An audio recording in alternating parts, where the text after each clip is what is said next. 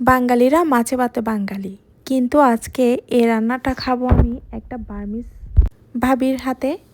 এটার এতই পরিমাণ স্বাদ যে আমি অবশেষে শিখেই নিলাম।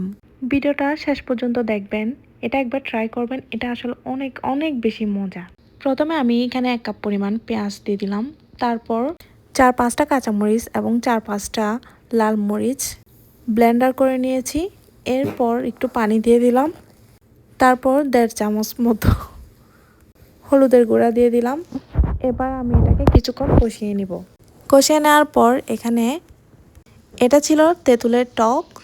তেঁতুল ছাড়া এই রান্নাটা পুরাই অসম্পূর্ণ। আর এই মাছটা ছিল সুরমা মাছ। সুরমা মাছের এখানে লেজ আর মাথাগুলোকে আমি আলাদা করে নিলাম, আর মাছের মাঝখানের অংশটুকু দিয়ে আমি কাবাবটা বানালাম। এই কাবাবটা বানানোর জন্য শুধু আদা আর রসুন দিয়ে মিক্স করে এটা আমি তেলের মধ্যে ফ্রাই করেছি, এখানে আর কিছুই দিই নাই। তারপর প্রত্যেকটা কাবাব আমি এখানে বসিয়ে দিব। এভাবে আমি হাই হিটে প্রায় 5 থেকে 10 মিনিট মতো রান্না করেছি।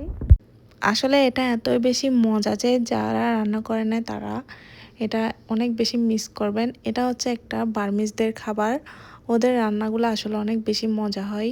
আমি যখনই বাবির বাসায় যাই তখনই বলি এই রান্নাটা করার জন্য। তো আজকে অবশেষে আমি ওনার বাসায় নিজের হাতে রান্না করেছি। অবশ্যই ওনার সাহায্যে রান্নাটা করলাম, কারণ উনি আমাকে প্রত্যেকটা কিছু শিখিয়ে দিয়েছে। তো আপনাদের যদি ভালো লাগে ভিডিওটা একটা শেয়ার করবেন এবং লাইক কমেন্ট করে যাবেন।